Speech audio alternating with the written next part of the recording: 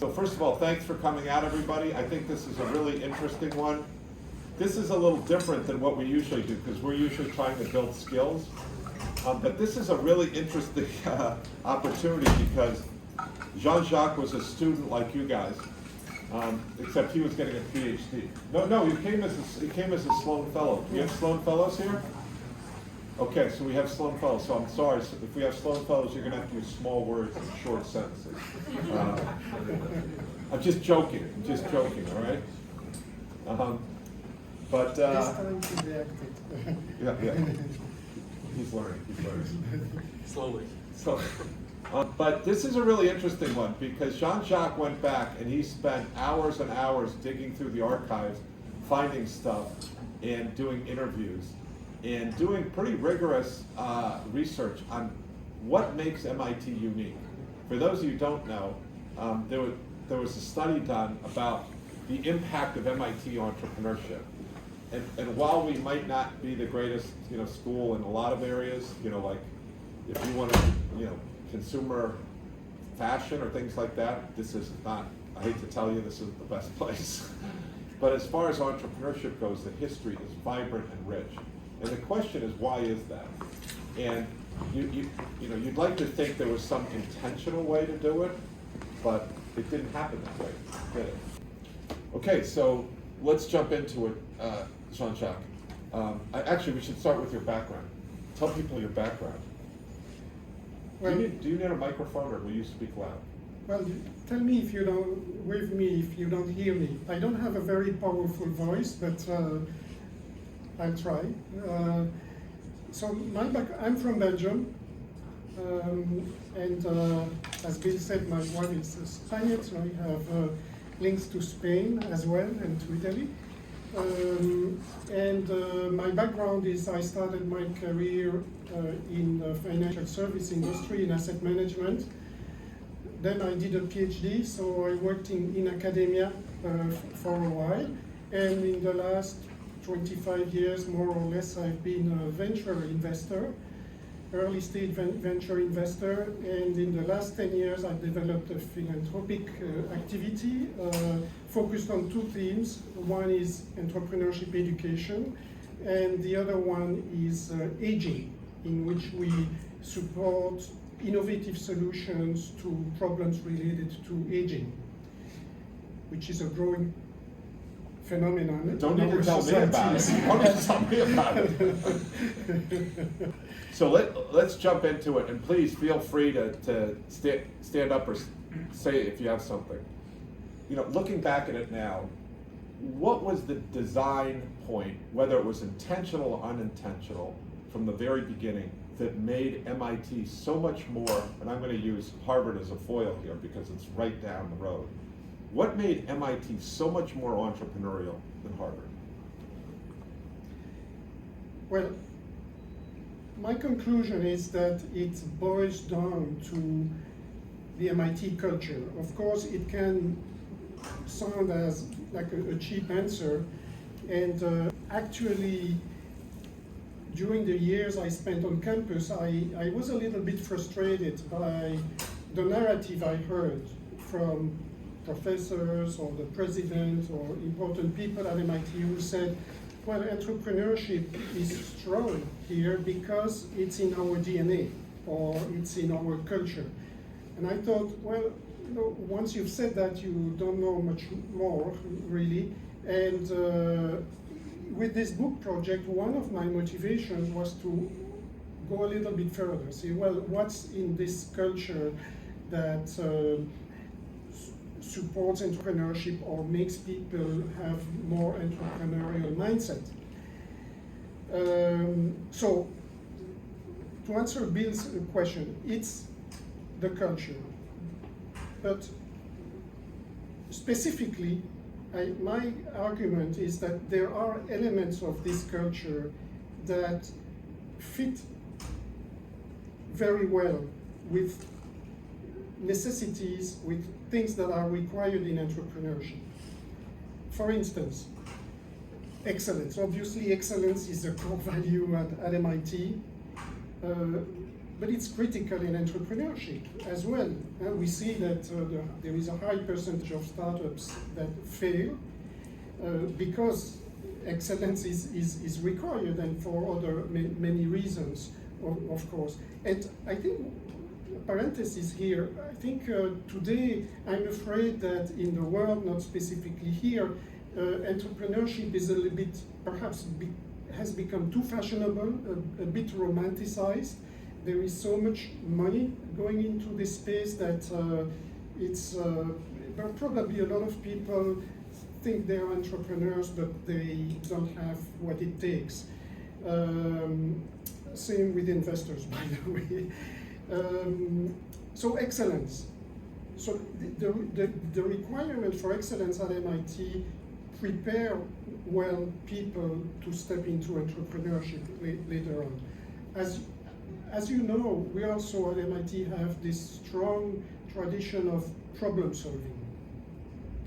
And after all, entrepreneurship is just a mode of, a kind of a problem solving mode. And the first thing an entrepreneur needs to do, one of the first things he needs to do is identify a problem that has not been solved, a need that has not been met, and come up and build a solution that is commercially viable. Experimentation is another element that fits so well, has such a good fit between MIT's culture and entrepreneurship. Entrepreneurship, well, experimentation is at the core of the scientific endeavor, of course, and entrepreneurship is all about experimentation, about trial and error, about trying and failing and starting over again. And experimentation involves an acceptance of failure. So here as well we see a great fit. And I don't want to monopolize the talk here, but the same is true with a few other values, and I'm not going to go into details, but one is multidisciplinarity. The other is this desire to have an impact. You know, it's mens et manus. It's the scientist and the worker. It's this desire of science for, not for the sake of science, but to solve real world problems. And the last element is this acceptance, this identity of being a little bit an outsider. It was very much the case in the beginning at MIT when it was a vocational school and looked down upon by its neighbors. But this identity is still here. We do things differently. There is an acceptance for doing things differently, for experimenting. And you understand at this point that all these features, experimentation, problem solving, being an outsider, etc., are related and reinforce each other. So, conclusion, I think why at MIT and not at Harvard, for instance, because of this underlying culture, it was a relatively easy step for members of the community to adopt entrepreneurship, or perhaps more specifically, to adopt an entrepreneurial mindset. Because MIT has not promoted entrepreneurship until very recently, let's say the early 2010, or when it did, it was very locally. When I say MIT didn't promote entrepreneurship, I mean the MIT administration, the leadership. Of course, the Trust Center has promoted entrepreneurship for longer, but it has promoted, due to this cultural effect, an entrepreneurial mindset. I think, yeah. For those of you who don't know, I mean, I went to school here in 1993. I don't know how many of you were born in 1993, but how many of you were born in 1993? All right, good. So I don't feel so bad. less than half though. When I went here in 1993, I tried to start a thing on entrepreneurship. I'd come from IBM. I was a Sloan fellow. I said, hey, I'd like to run a talk on entrepreneurship, and I could get really important people. A guy who founded Forrester Research, George Connolly, a guy who founded this company called Shiva, which was one of the first great success stories of the telecom industry around here. And then the guy who ran this really interesting company. They fought, the administration said, do not do this here. The big companies who give us money will not like it. And so, as MIT, I just went and did it anyway, right? And kind of people looked the other way because the administration wasn't supportive of it, but the culture was not to stop people. It was a decentralized culture. And I'm not, just to be clear, I'm not hating Harvard here. I went there, I have a degree from there. It's a fine school if you want to do arts and crafts. But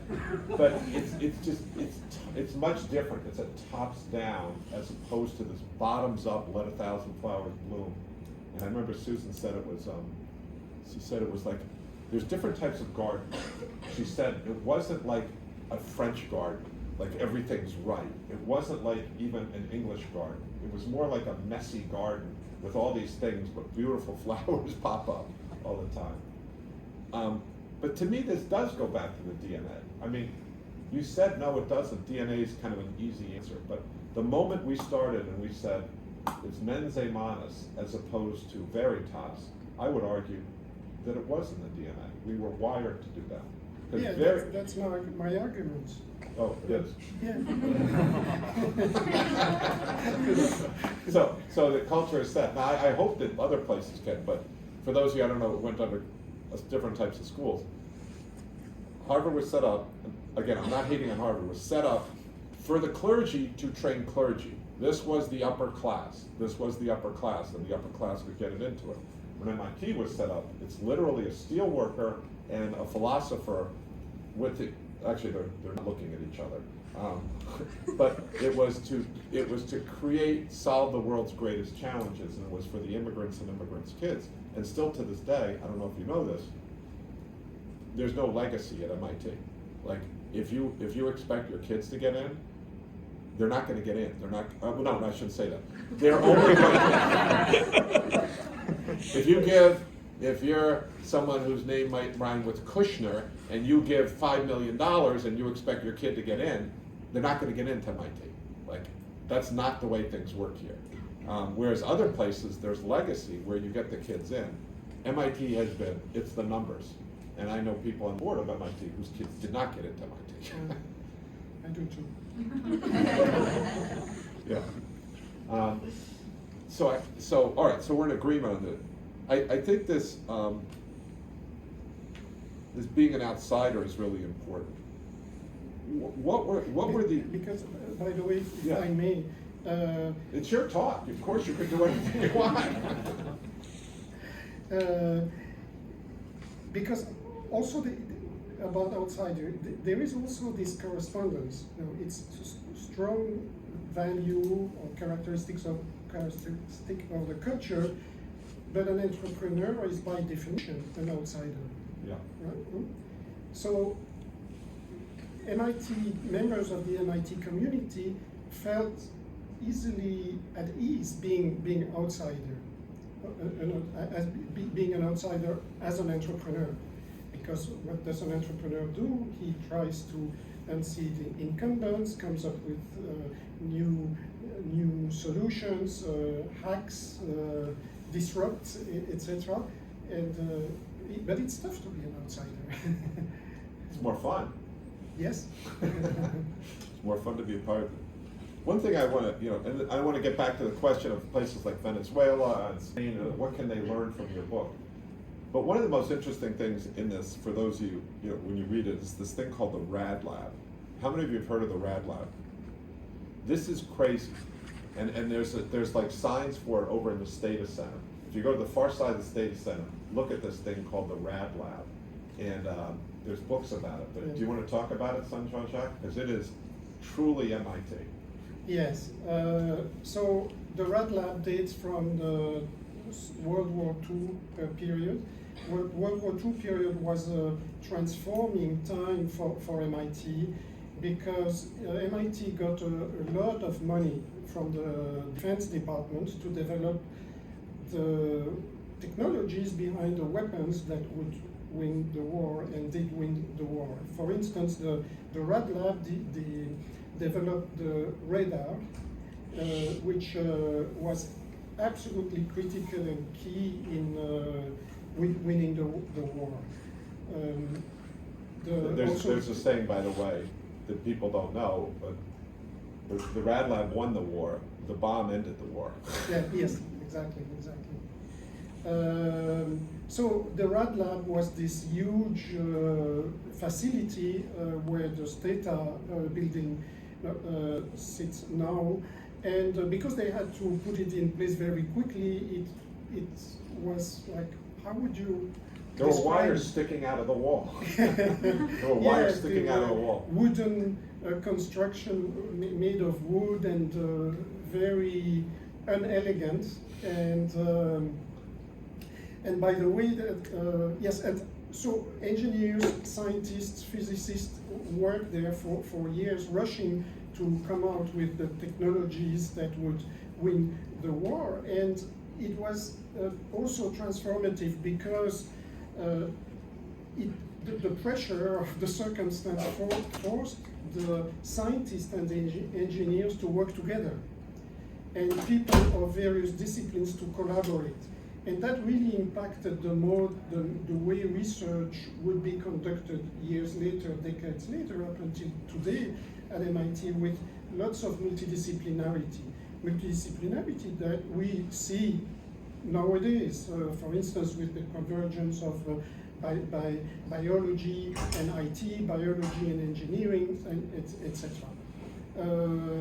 So it was very instrumental, but it was also a culture of yes, collaboration, solving problems, teamwork, hacking, as you said, and so the Rad Lab as a building survived the war, and there were several departments worked there, and I have an anecdote that I cite in the book. There is a famous professor here called Noam Chomsky, who's a linguist, and he tells the story that one day Japanese visitors came to see him, and they saw this shabby facility with like old carpets with almost not very clean, and etc. And the Japanese visitor said, "Oh, professor, does MIT have such low respect for you and your field?" He was known, a very well-known professor, and he said, "No, but our motto here is something like, I forgot exactly the word now, but he said, shabby facilities, but intellectually first class." So, yeah. And this Rad Lab, they tried to keep, if you go to any old person, like my age or older, like in their 60 or 70 or MIT, if you say the Rad Lab, that is like, that's godlike. It's just like revered to this day. That was the greatest times of MIT, and that represented it. They tried to keep it around. It was literally condemned. It was literally condemned, and they had to do it. And it was a very sad time when they had to get rid of it, because it was just a mess, and unsafe and all this kind of stuff, but to the point. And I'll never forget John Deutsch. One time I had John Deutsch, who's one of these people, and he remembers the Rad Lab. And I had him to speak in entrepreneurship over in E62. And he walked into E62 in the executive education, and he looked around, and he said, "There's no entrepreneurship going on here. This looks way too nice." And I'll just say this, we designed the Trust Center based on the inspiration of the Rad Lab. There's no mahogany in this place. It's very scrappy. You'll never find a painting of our artwork is equations and stuff on the wall. When we did the Beehive, we took over space over here. Did you ever see the Beehive? That was literally like, there was wires sticking out of the wall, and the administration was like, "You can't have people in here, it's unsafe." And we had, it was an amazing time for us. And that's what we try to capture, that spirit, that interdisciplinary, it's also just, you don't take yourself too seriously, you take the mission. I would encourage you to read on the Rad Lab stuff. And I think there is a video on the Rad Lab on the MIT website. Yeah.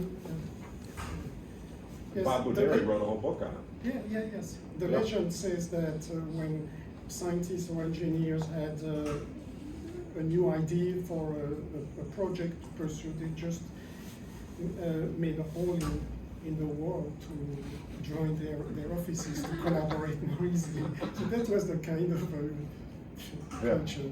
Things were. So let's go back to let's take the Venezuelan example. What advice would you give to Venezuela based on what you've done? You don't have to accept the question. We haven't scripted this thing at all. This is just. I'm afraid because he said that the question would be more and more difficult as the next one goes on. So I fear what the next one will be.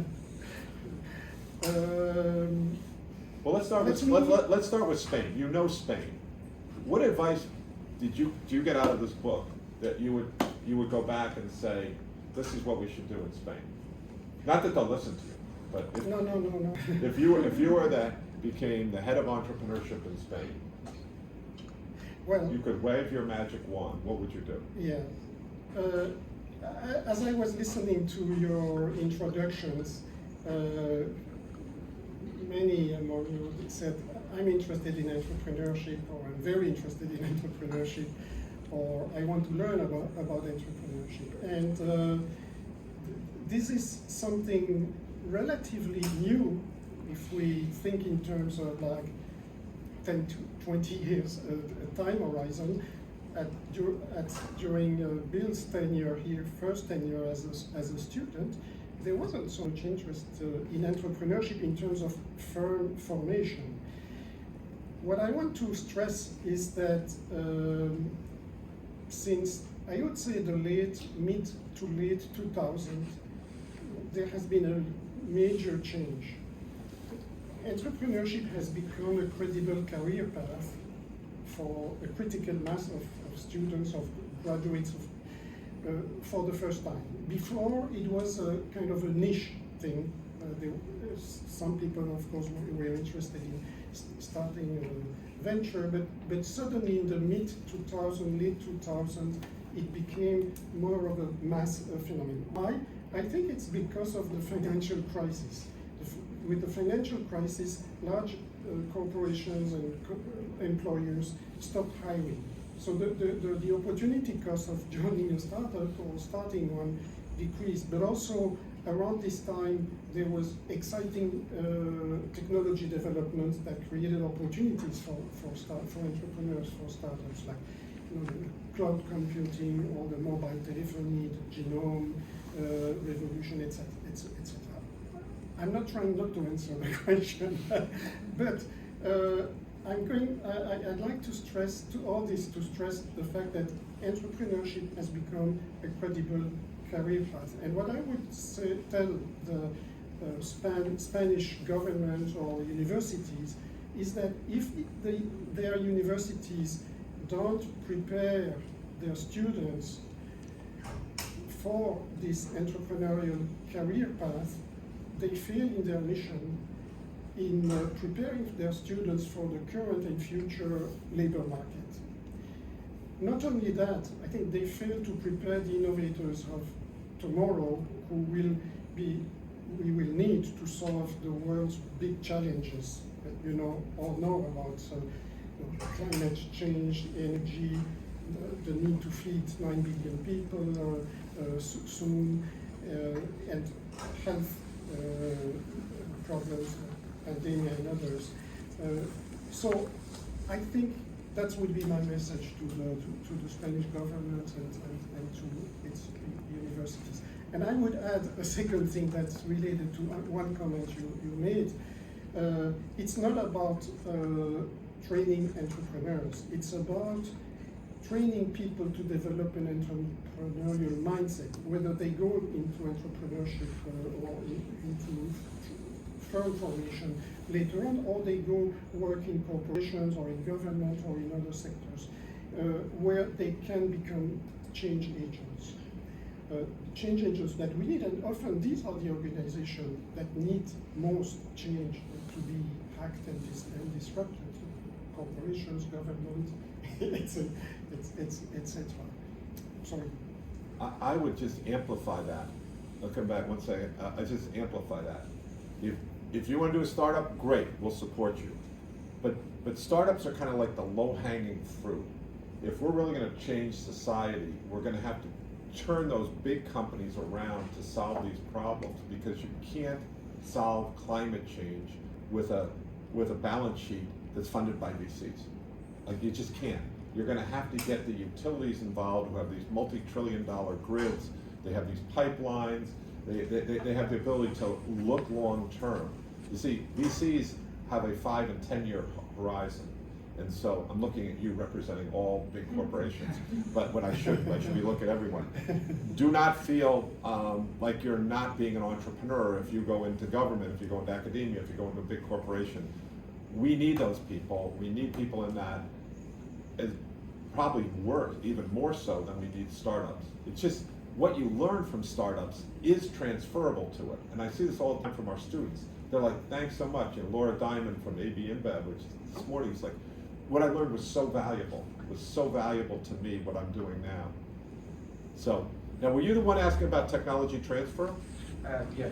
Yeah, because I want to get to that too. Is that what your question is going to be It's a about? follow-up question on this topic. Please. So the kind of levers you've referred to so far are kind of more public, come more from the public side, so it's like more government-related action, as in like training people or like embedding kind of entrepreneurship into the educational process.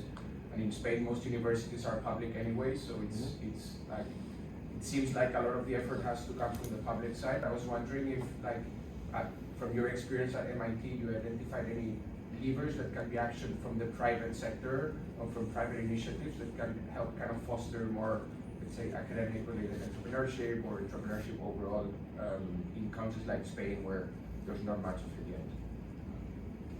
Yes, no, I answered, my answer was focused on government and universities because that was Bill's question, or at least how I understood it.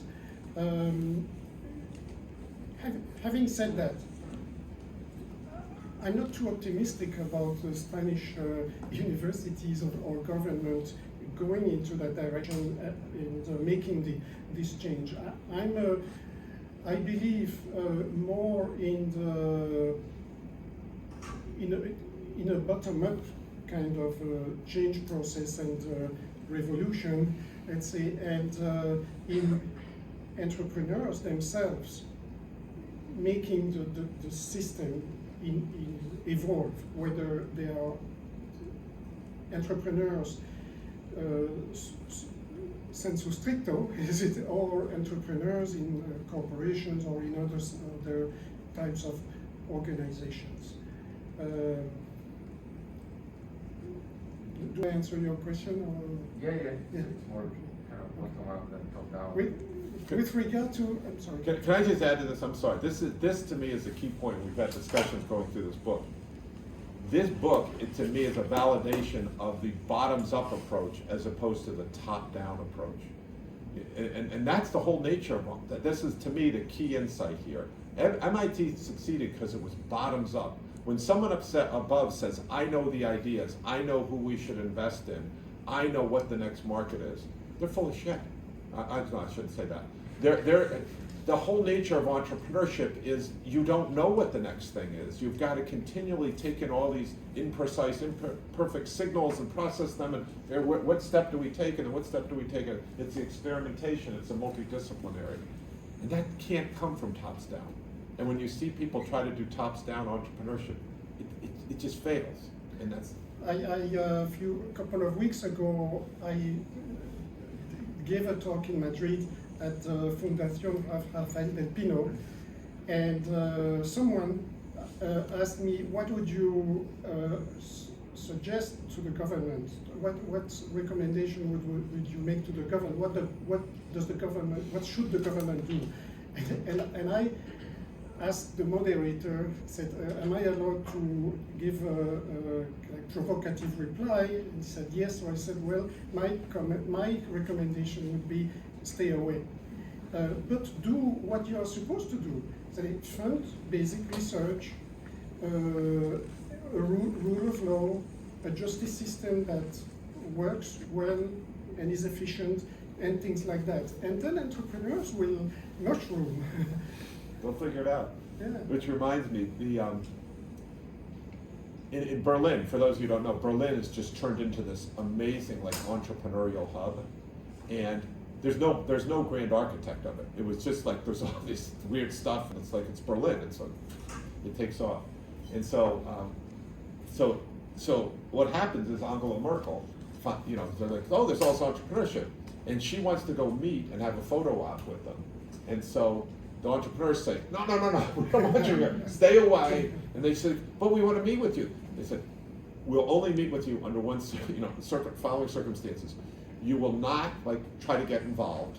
You will do one picture and that's it, and then you'll just talk to us. You won't try to tell us what to do. Just leave us alone, to your point. And that's how it's.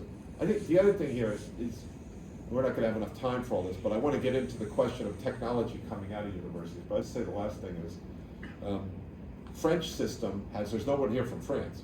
They have this system where either you're going to Polytechnic or you're going to HEC, and you have to decide, I don't know, when you're 15 years old, which lane are you going to swim in? And you don't jump from the HEC, the business lane, to the technical lane, and you don't jump from the technical lane to the business lane.